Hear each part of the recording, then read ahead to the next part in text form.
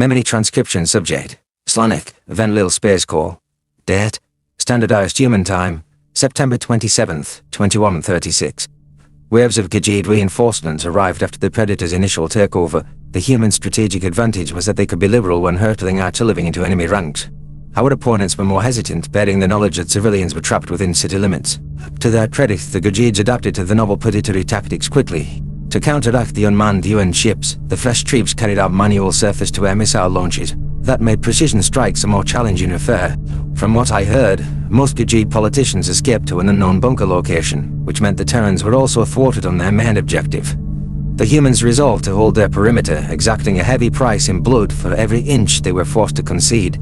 They took up guard at positions with open sidelines and made Gajid advances suicide. With neither side able to make progress, the situation became a standoff. Our rivals must be steaming at their failure to reclaim any significant landmarks. Slanik, you need to eat something.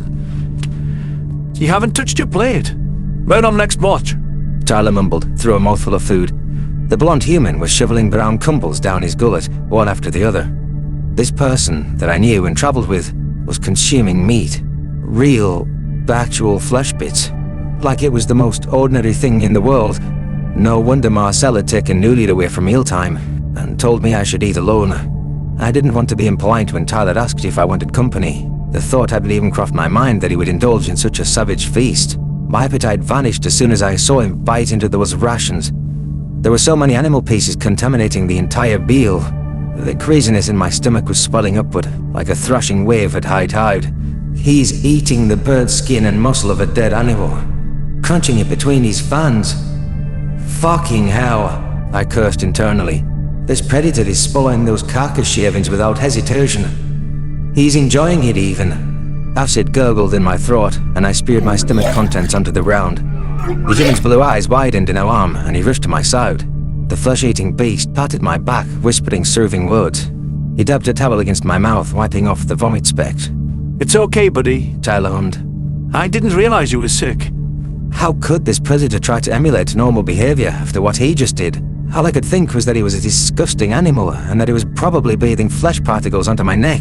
It was all I could do not to kick my hind legs into his carnivorous stomach. I tried to spit the taste of puke out of my stomach. I want you to leave. Yeah, alright. Let me get Marcel first, and he can check on you. I breathed a sigh of relief as the human exited the tent, and tried not to look at the meal remnants he left behind. Most of the predators here ate meat, didn't they? It was a standard part of their diet. Marcel was the rare exception that refrained from such horrid consumption. I couldn't have the vegetarian back at my side fast enough. My human returned with a sleeping Nelia tucked against his chest. The Gajid child had her leg fixed in a cast and seemed to be in better spirits after a few days. Remarkably, her spines were laying flat on her back, despite being in a predator's clutches. Marcel rubbed the bristles, careless to the fact that they could extend and prickle him at any moment. "Mars," I whined. "Please." His hazel eyes landed on the table. What the fuck, man? You brought predator food around Slanik? Tyler glanced at his plate. Oh, that's why he threw up. Oh, shit, I'm sorry, Slanik. I'm real sorry, bro. Get the fuck out of here. Marcel growled. And for God's sake, take your shit-ass Every with you. The other human grabbed his food and rushed away as my friend shot him a blistering glare. The redhead cupped a hand over Newly's eyes as she stood, so she wouldn't see what Tyler had been munching on. I don't think I was ever going to be able to look at that meat-eating predator the same. That savage display made my skin crawl. I lowered my ears. "I'm sorry for making you yell at your friend." Shh, it's okay, Slanik. Let's go outside and get some fresh air. Marcel said. You'll feel better. Then we can clean up that mess. Everything is going to be fine. My mind began to settle once we wandered out beneath the starlight. The redhead human tickled Newly's nose, making her giggle. It was clear he took a shine to the Gajid child, despite the feelings he harbored towards Sovland and her species as a whole. I didn't understand how his brain operated sometimes. If you're happy and you know it, clap your paws. The human sang in a low voice, shooting a glance toward me. The kid squealed and slapped him on the chest, which I don't think was the instruction. If you're happy. Two bright orange flashes detonated on the horizon, striking the most populated regions of the settlement. Marcel's son died out as he observed the explosions, and my own eyes widened with horror. I thought the Terrans were opposed to an orbital bombardment. More bombs fell close behind, striking points across the skyline with the undeniable intention of scoring casualties. Aircraft ripped through the sky, dispersing a trail of interceptors to avoid being shot down. They were searching for a flat stretch of land on the city outskirts. Most likely, they wanted to touch down a shuttle and dispatch ground troops. The humans don't have aircraft like that, and they didn't land like that. Which means... All Terran forces, report to your extraction point. The UN fleet is engaging arcs of hostiles above world. I saw this carried over the radio, confirming my worst suspicions. But they have already attained orbital supremacy. Their intent appears to be glassing the planet. Any sign of weakness was the Arc's invitation to pounce. The sadistic predators must have sensed that something was off from the destruction of the Gajit border outposts. As they advanced to the core systems, the lack of resistance from patrol ships or FDR disruptors confirmed those suspicions. The Terran incursion left this system vulnerable to the threat. Fear coursed through my veins, and the nausea began to simmer again. Facing the Greys after this miserable, irredeemable week was a dreadful thought. I felt like I was about to snap as things were. Meanwhile, the UN soldiers in the camp grabbed their weapons. They had no such reservations about drawing reptilian blood. I suspected fighting the Arxa was the reason most humans joined the Terran reserves. Not good. We have to evacuate as many people as we can. My human grumbled. But I'm just going to get you two out of here. You're all that matters to me. Marcel withdrew his hand as Nulia's spines bristled, but didn't seem angered by the blood spots dotting his palm. He balanced the Gajit child in his arms and knelt to let me climb onto his back. The weight proved difficult for him to handle. The predator grunted with exertion, shuffling forward in slow steps. The child's life comes first, obviously. We can't abandon her to her predator's whims like her mother did. Mars doesn't want to leave either of us behind, but it's too much. I disembarked. It was uncertain whether I could run more than a few minutes or keep up with the human's long strides, but Nulia had no hope if I left her to her own devices. With her maimed leg, she couldn't walk on her own. Marcel knelt back down. Slanek, no. I'm not going anywhere without you. Listen, I can handle this. Take the kid. I will be fine, I managed. My slender legs trotted after the departing Terran soldiers, trusting that I could follow their footsteps. Two hands grabbed me from behind, and I yelped in alarm. My head snapped around, teeth bared with intention to bite my assailant. There was a moment of hesitation as I realized it was Tyler, the very human Marcel just chased out of my tent. A shudder rippled down my spine. The last thing I wanted was this flesh-eater to stick his grubby paws on me, but it seemed to be the best solution for Marcel's sake, so I decided to tolerate the unwanted contact. My friend hesitated, seeing me squirm in discomfort. You've got Slanek, Ty. Yep. No man left behind. We all stick together. Tyler replied. The blonde predator shifted me onto his back, and he jogged off with Marcel close behind. The human's breathing grew a bit more laborious, although I'd hardly call it panting.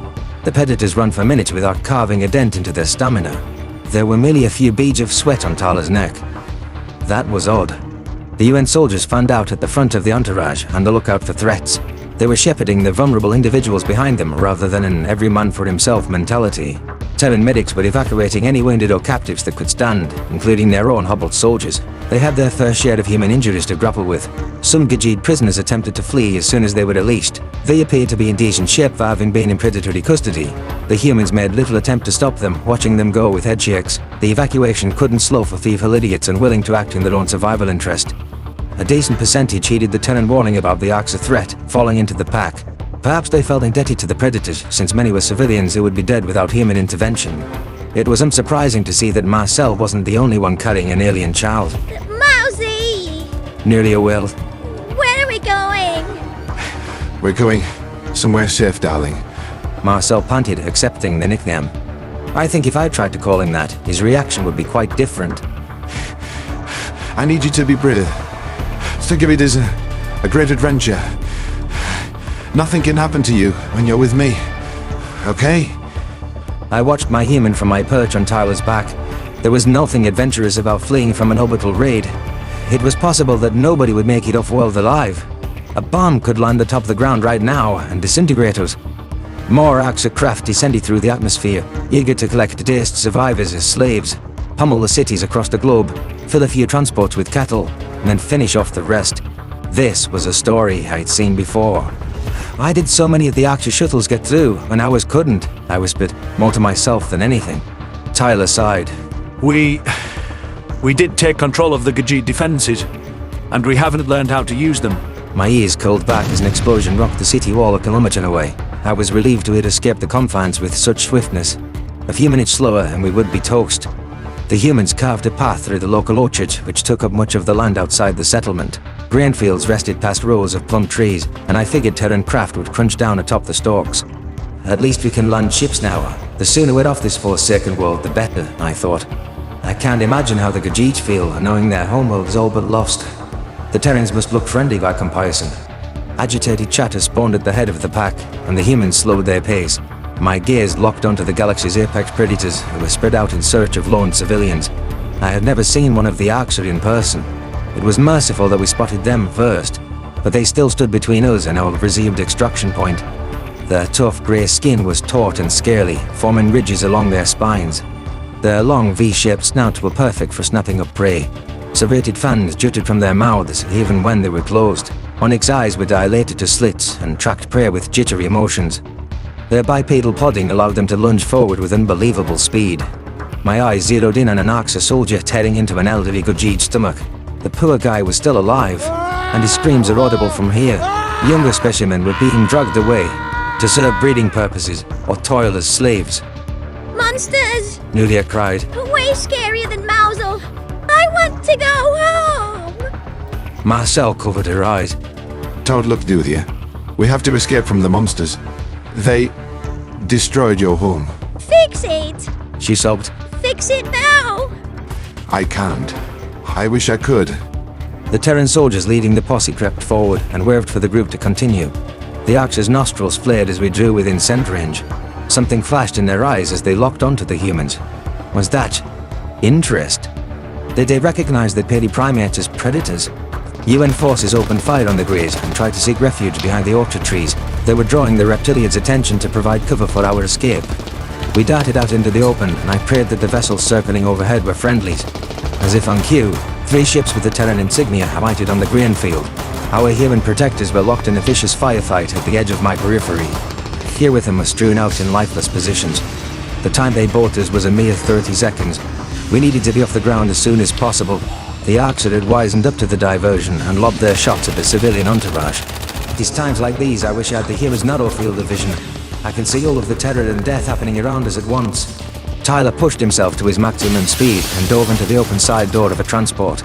I dropped to the floor and crawled towards the rear of the aircraft. The blonde human asked if I was okay, repeating my name several times, but I ignored him.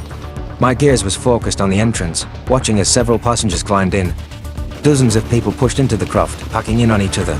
The Gajit were eyeing any boarding predators warily, but after what they saw outside, they realized the humans had better self-control. Wait!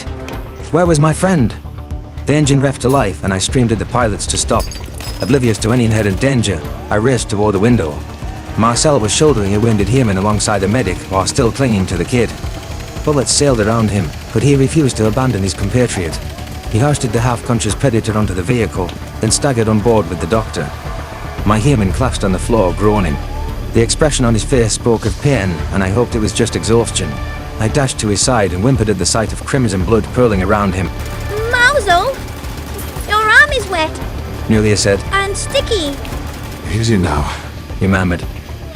Don't worry about it. I'm sure it's fine. There was another red mark on his thigh. My predator appeared to have been shot twice during the fray. Why did Marcel insist on playing the hero every time the Arxer turned up? These wounds hid non-vital areas, at least from what I knew about human anatomy. As long as the bleeding was stopped, he should survive. The spacecraft began to lift off, and I shouted for a medic. The Terran's efforts were undeniable, but the Gajit populace numbered a few billion. If even 100,000 made it off wealth miraculously, it was simple math to figure the astronomical casualties. A great Federation power was down to a few colonies, and an endangered species overnight. Perhaps the most concerning, the Arxer knew there was another predator now. My eyes floated back to the window, watching the grey beast shrink to the size of insects. I suspected tracking down the Earthlings just became their top priority.